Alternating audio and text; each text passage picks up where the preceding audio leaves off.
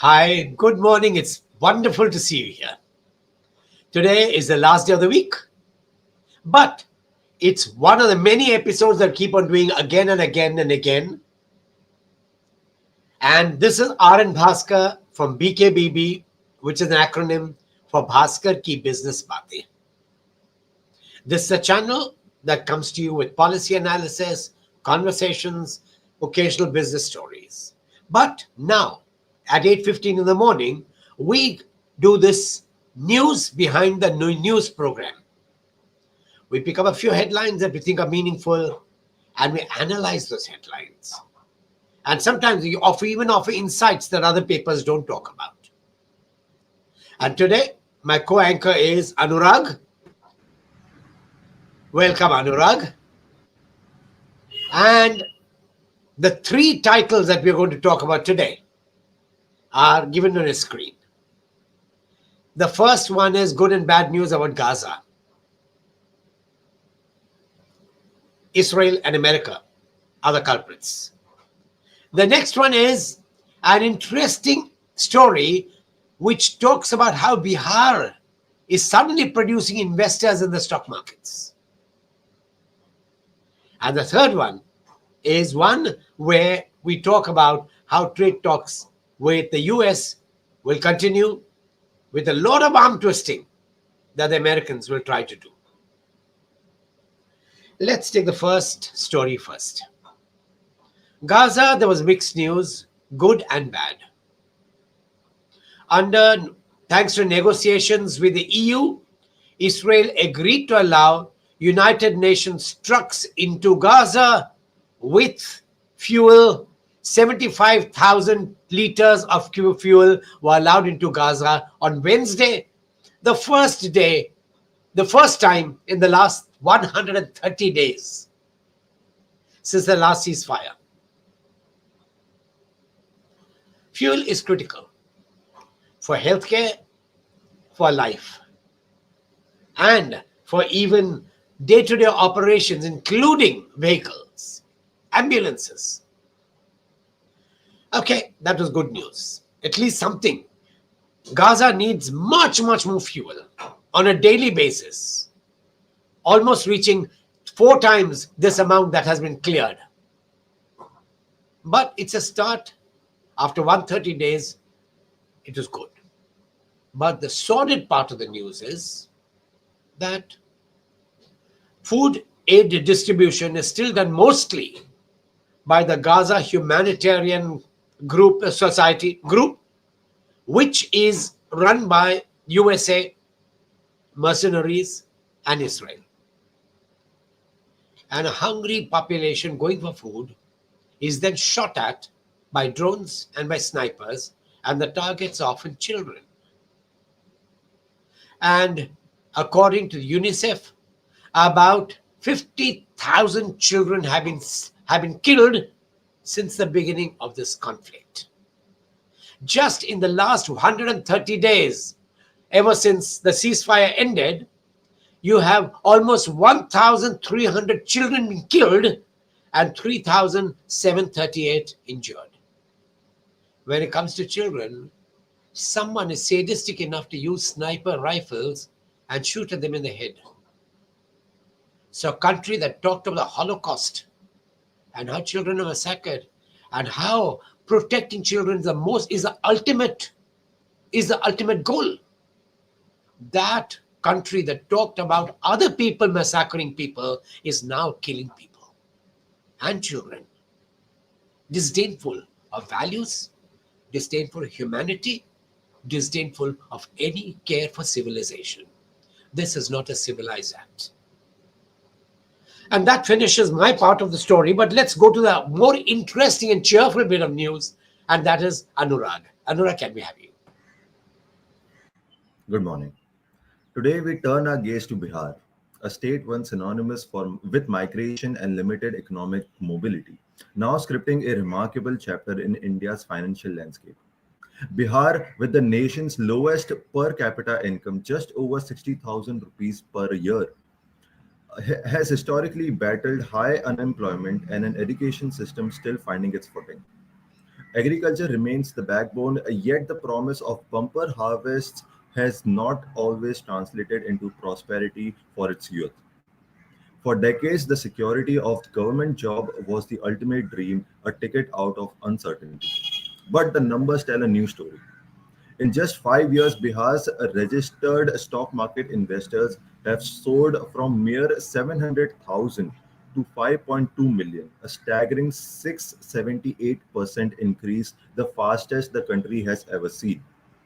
The state now boasts the 10th largest investor base in India, overtaking wealthier regions like Delhi and Punjab. Even more striking, nearly 9 out of 10 rupees invested in mutual funds here flow into equities, signaling a bold appetite for risk and for personal growth. It's not just the lure of quick returns. It's quite a revolution for young minds, small town entrepreneurs, and families who, instead of waiting for government promises or traditional jobs, are taking charge of their financial destinies. They are learning, investing, and building a culture of wealth creation from the ground up. Behind every statistic is a story of someone who traded certainty for opportunity, who chose the stock market over the status quo. Bihar's equity cult is more than a trend. It's a testament of state's resilience and ambition. Once people make investments, there's high hopes for better education and prosperity as well. What's your take on this, sir? You have cheered me up. This is the news we would look for.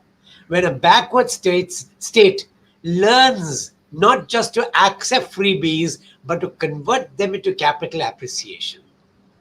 This is a good story, it's a good example, but it also shows one more thing. How did people become investors? Obviously, they need money, and these are small investors. It means two things. One, they are beginning to have risk capital, and two, more important, some of the freebies have been kept aside to even invest. Very good sign. Bihar has more hope than many other states. Thank you, Anurag. You cheered me up.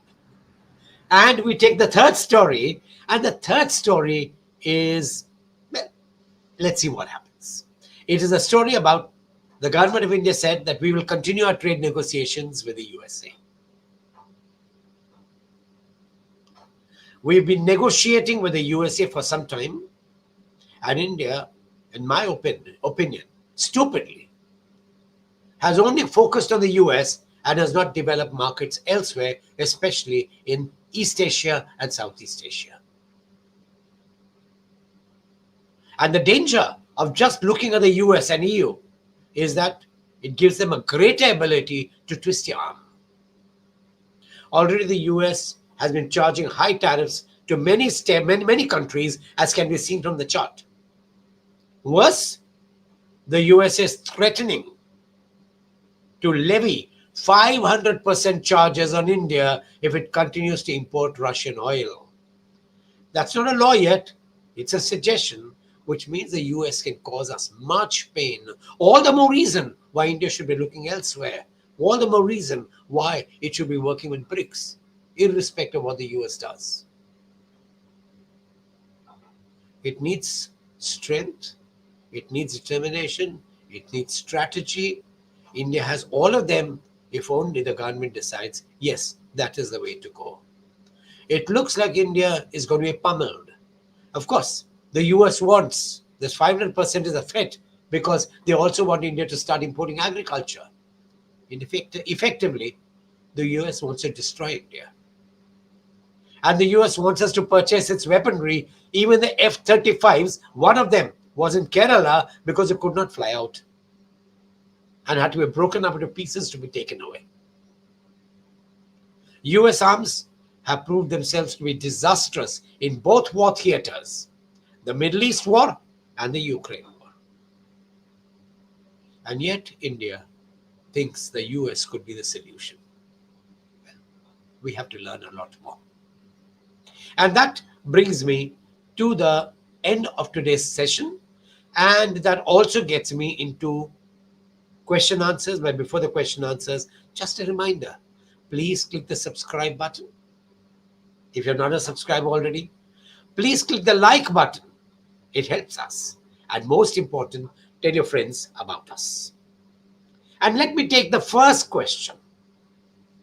Gaza is an act of inhumanity, mutely watched by the world bodies. Why? Today, except for some countries like Yemen, where the Ansarallas, or what is popularly known as the Houthis, have actually stood up for the rights of people who have been killed in another country, the whole world has kept quiet. Hats off to Yemen. Of course, the other countries that have been very strong supporters of Gaza becoming, the Palestine becoming a separate state, include Norway, include a few European countries, and including Spain and China and Russia and Iran. India has kept quiet. India is one of the mute spectators. Okay, that takes me to the second question. Can Bihar's example be taken up by other states as well? Of course. The only way out of poverty is to be enterprising. Enterprising with money. Enterprising with the way you use your money. Remember the story of the talents? It's an old story where the child who was like the most is the child who takes the money and multiplies the money. The other two children, one buries the money underground and the second one squanders the money. To become prosperous, you need to multiply money, and the Biharis are learning this. Hats off to them. And that takes us to the third question. The US still holds enormous clout over India. Many Indians are working there.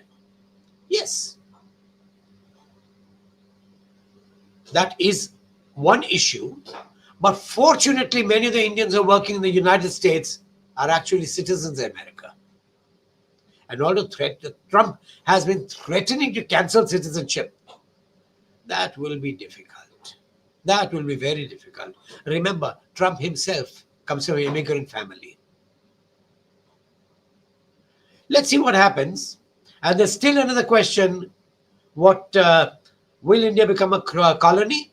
Well, if India keeps on succumbing to US pressures, it will become another Zelensky, another Ukraine to be used against China with disastrous consequences. Anyway, that brings us to the end of today's session. It's the end of the week. We don't have any discussion tomorrow, so have a lovely weekend. But do log in again on Monday. We'd love you to be with us. Take care. Good luck. Have a wonderful day today also.